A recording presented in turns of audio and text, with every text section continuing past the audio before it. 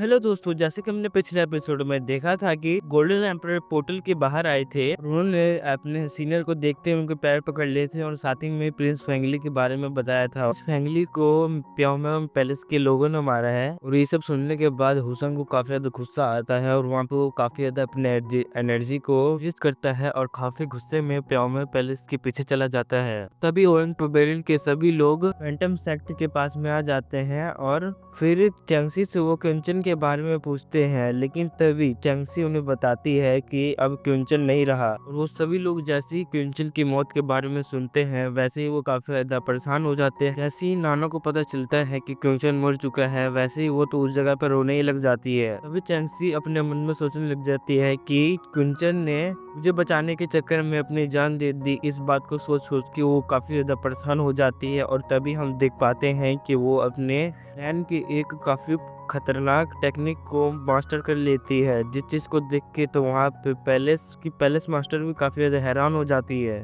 और फिर वो अपने मन में बोलने लग जाती है, मैंने कभी नहीं सोचा था कि चेंगसी हमारे क्लैन के फॉरबिडन टेक्निक को इतनी जल्दी मास्टर कर लेगी। उसके बाद फैंटम डीमन सेक्ट भी उस जगह से अपने घर की तरफ लौट जाता है। उसके बाद ओएंग पवेलियन के सभी लोग भी उस जगह से चले जाते हैं। वहीं हमें दूसरी जगह मौली और उसके मास्टर को दिखाया जाता है जो कि लेडी होंगन के पानी में आ चुका होता है और जो उनके पास एक ट्रेजर बोतल था जिसके अंदर से वो निकल के आए थे। और वो जैसे ही वहां से निकलते हैं वैसे ही वो काफी ज्यादा खुश होने लग जाते हैं क्योंकि वो काफी महीनों से उसी में थे।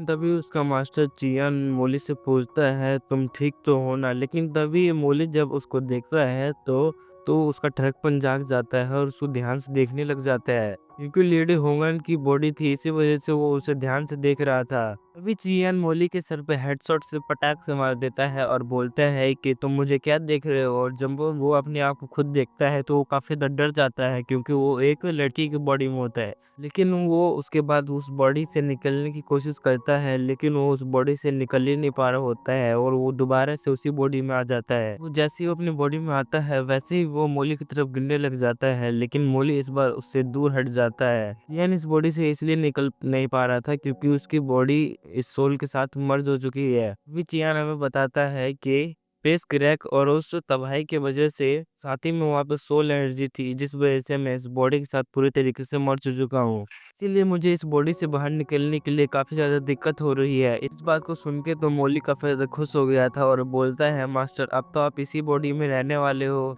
अब तो आप एक लड़की बन चुकी हो। इस बात को सुन के तो उसके मास्टर को काफी ज्यादा गुस्सा आ जाता है और वो एक पंच लगा देती है मोली को और वो दूर जाकर फेंका जाता है। लेकिन तभी चियांग को पता चल जाता है कि वहाँ पे एक काफी ज्यादा पावरफुल पर्सन आने वाला है क्योंकि वहाँ पे एक पोर्टल खुलने लग गया था, जिसको देखते ही वो मोली को अब उसके पैरों से ही पकड़ लेती है और वो उस जगह पे एक पोर्टल खोल देता है और वो दोनों ही उस पोर्टल में चले जाते हैं। और जैसे ही वो दोनों उस पोर्टल के जरिए जाते हैं वैसे ही उस जगह पे एक ओल्ड लेडी अपेयर हो जाती है।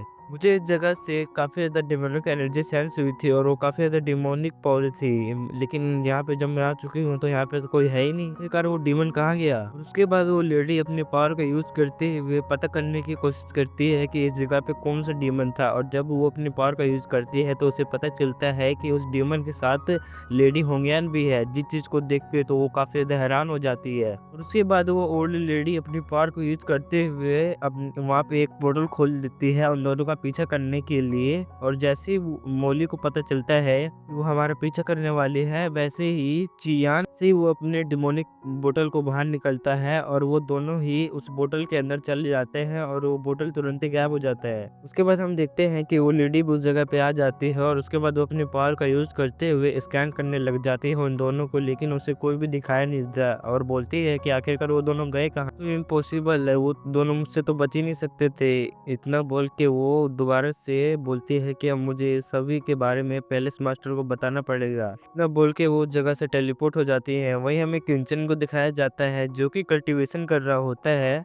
साथ ही में वो अपनी पावर को ही बढ़ा रहा था। लेकिन हम तभी देखते हैं कि क्विंचन के अंदर से काफी ज्यादा एनर्जी निकलने लग जाती है, जिस चीज को देखते ही वो काला बिल्ला जग जाता है और वो क्विंचन के पास में आने लग जाता है। लेकिन तभी क्विंचन उस जगह पे कल्टीवेशन से उठ जाता है और अपनी आंखें खोलता है और वो महसूस कर पा रहा होता है कि वो पहले से काफ़ी ज़्यादा पावरफुल हो गया है। तभी माओ गुंजन के पास में आके बोलता है कि तुम्हें हमेशा इतने ज़्यादा लकी कैसे हो सकते हो? तुम्हें ये सब कुछ ट्रेज़र मिल जाते हैं, मुझे तो कुछ मिल ही नहीं पा रहा।